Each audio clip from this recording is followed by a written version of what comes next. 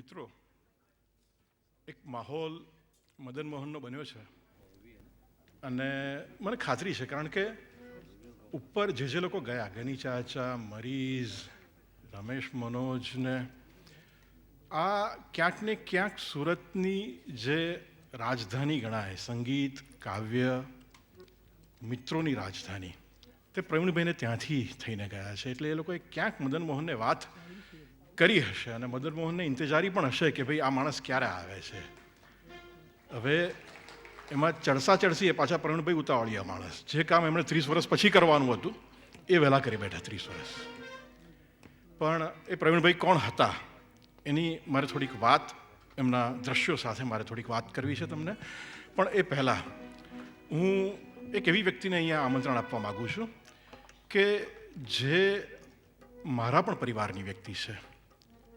Doctor Rupal Shah, પ્રવીણભાઈના સુપુત્રી અને gynaec, અહીંયા આવે અને એમને એક બે વાત શેર કરવી છે તમારી સાથે. એ તમારી સાથે શેર કરે. રૂપલ, પ્રવીણભાઈની ઘણી બધી વાતોની એક નાનકડી ઝલક હું તમને દેખાડવા માગું છું રૂપલની વાત પછી, અને એનું તંતુ પછી મારે મદન મોહનજી સાથે સાંકળી લેવો છે. ડૉક્ટર રૂપલ શાહ.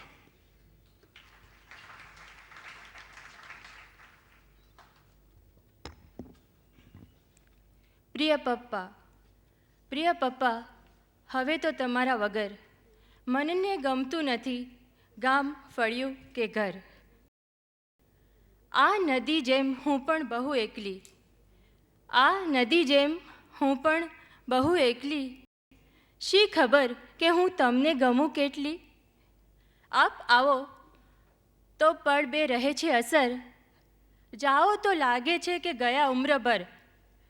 મનને ગમતું નથી ગામ, ફળિયું કે ઘર. આપની યાદ રહેશે ના અગર સાથે, આપની યાદ રહેશે ના સાથે અગર, કાપશું કેવી રીતે આ લાંબી ડગર? કોક સાંજે તમારા ના હોવાથી બસ ખાલી ખમ લાગે છે આ ભરેલું નગર. મનને ગમતું નથી ગામ, ફળ્યું કે ઘર. આજે અમારા વહાલા પપ્પાજીના 70મા જન્મદિવસે, એટલે કે એમની પહેલી મરણોત્તર વર્ષગાંઠના દિવસે, સ્વજન જેવા કવિમિત્ર શ્રી મુકુલ ચોકસીની આ ગીત ઝલ સાથે આખા સુરત શહેરના મિત્ર અને સેલિબ્રેશન્સ અને સંગીતના શોખીન એવા અમારા વહાલા પપ્પાજીને એમની જ અદાથી શ્રદ્ધાંજલિ આપવા માટે યોજેલ આ કાર્યક્રમમાં આપ સૌ વડીલો, સ્વજનો અને મિત્રોનું હું હૃદયપૂર્વક સ્વાગત કરું છું. આ કાર્યક્રમના આયોજનમાં અને એની રજૂઆતમાં અમને ખૂબ જ પ્રેમથી મદદ કરવા માટે અમદાવાદથી પધારેલા જાણીતા પત્રકાર, લેખક અને બ્લોગર શ્રી સૌરભભાઈ શાહ અને મેઘાબેન, તેમજ ખૂબ જ લાગણીથી આ કાર્યક્રમ તૈયાર કરાવનાર વહાલા વિકાસ સર અને એમના સ્વર વિકાસ વૃંદને પણ હું દિલથી આવકારું છું. સંગીતનો કાર્યક્રમ હોય અને એમાં અગ્રહાર રોડ પર બેસીને પપ્પા તાલ ના પુરાવતા હોય એવું કદી બન્યું જ નથી. આજે પણ અમારા પપ્પાજી આ કાર્યક્રમ માણવા અહીં જ બેઠા છે. તમે સાંભળો છો ને પપ્પા? Thank you.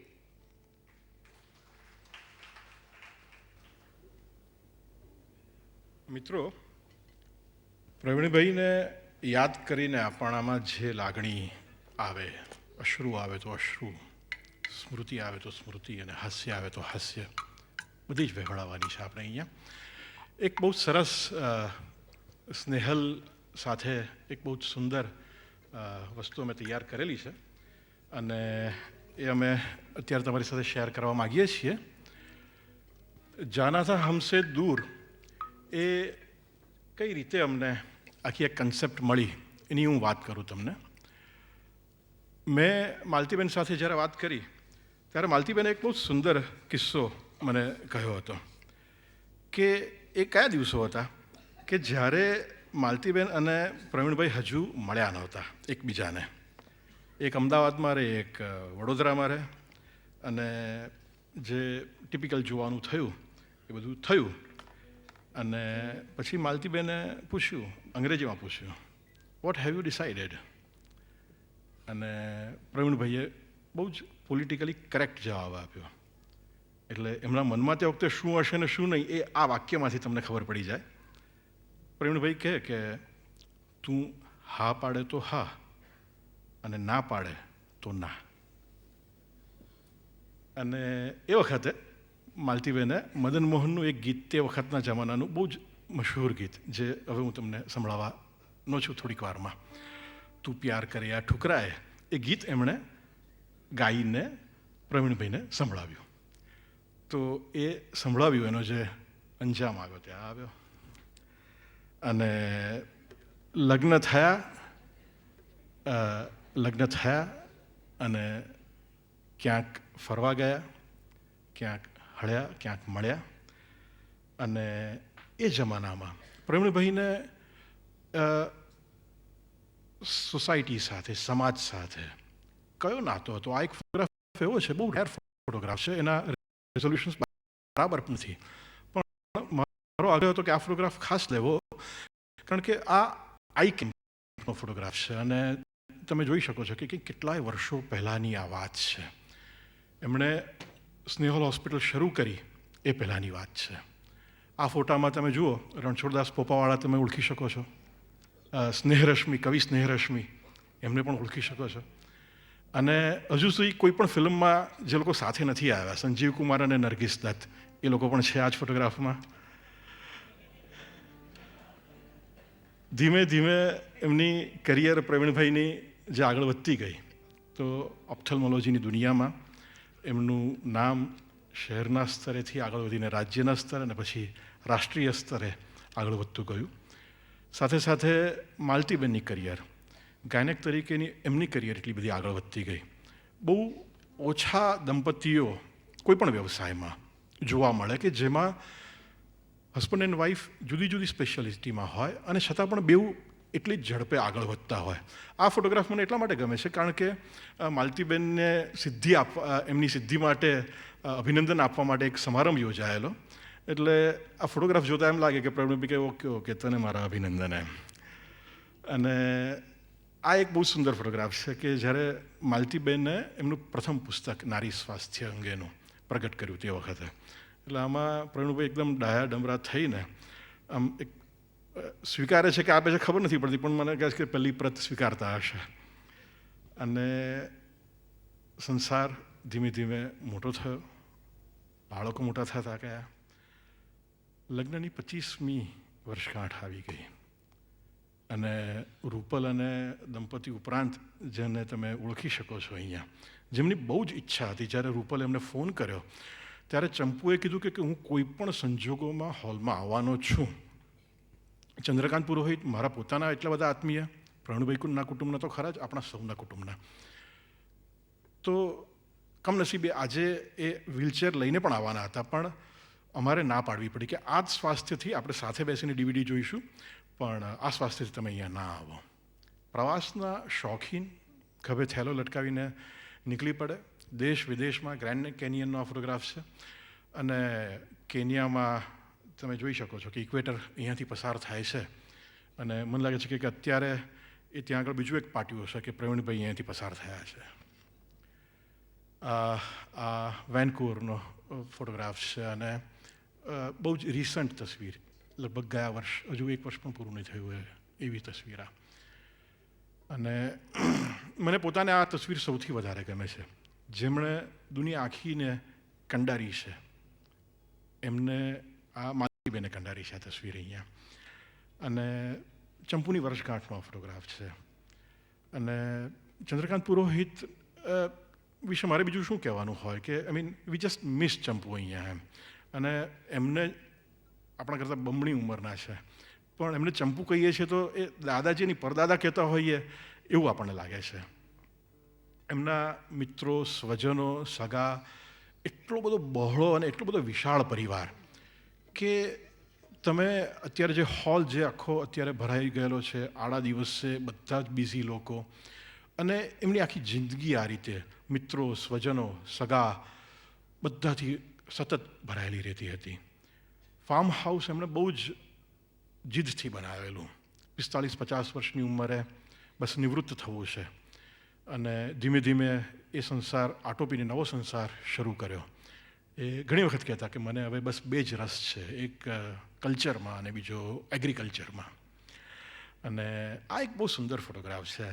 આ ડમ શેરાડની જે આપણે રમત રમીએ કે ભાઈ જનક જનક પાયલ બાજે દાખલા તરીકે, અને એક ગીત કાનમાં કહી દીધું હોય અને પછી કે ચલો હવે તમે એક્ટ કરીને કહો.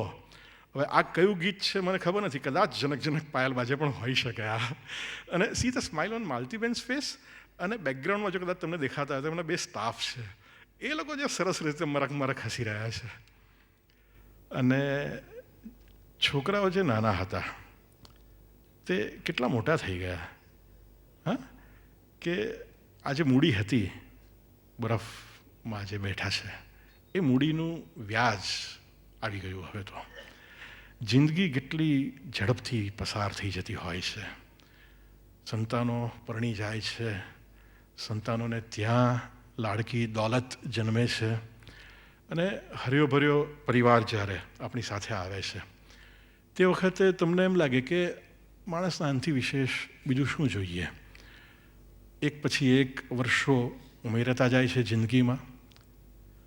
વર્ષોમાં થોડીક થોડીક જિંદગી પણ આપણે નાખતા હોઈએ છીએ. અને એ જિંદગી ધીમે ધીમે કોઈક એવા મુકામ પર પહોંચે છે કે જ્યાં કંઈક કશું જ દેખાતું નથી. ખૂબ સાહજિક રીતે આ જ સભાગૃહમાં બેઠેલું આ દંપતી, જો બેકગ્રાઉન્ડમાં ખુરશીઓ લાલ કાળી ના હોય તો તમને લાગે કે આ કોઈક સ્ટુડિયોમાં પોઝ આપેલો છે. પણ એને બદલે ક્યાંક કેવા વિચારોમાં ખોવાઈ ગયેલું આ દંપતી, અને એમની યાદમાં ખોવાઈ ગયેલા આપણે સૌ. ક્યારેક એમને યાદ કરીશું, ફરીથી યાદ કરીશું, અને એટલી બધી યાદ કરીશું એમને કે કોઈ એવી કસર બાકી ના રહે આપણી પાસે કે પ્રવીણભાઈ અહીંયા હતા જ નહીં. પ્રવીણભાઈ અહીંયા જ છે, આસપાસ છે. અને છેલ્લે એક SMS મને આવ્યો કે એ આવી જ રહ્યા છે, કારણ કે એક કંઈક બીજી પાર્ટી એમની વર્ષગાંઠની ચાલતી હતી, એટલે એ પૂરી કરીને આવે જ છે. એ આવે એ પહેલાં આપણે અદિતિ કુલકર્ણીના અવાજમાં એક સુંદર ગીત સાંભળીએ. અદિતિની સાથે પછી જે આવશે તે શૈલજા અને વૈભવી પણ આવશે. અદિતિને હું કહું છું અને પછી શૈલજા અને વૈભવીને પણ હું આમંત્રણ આપું છું કે એ લોકો એવા ગીતો ગાય કે જે આ દંપતીની પોતાની જૂની યાદો આપણામાં લાવે.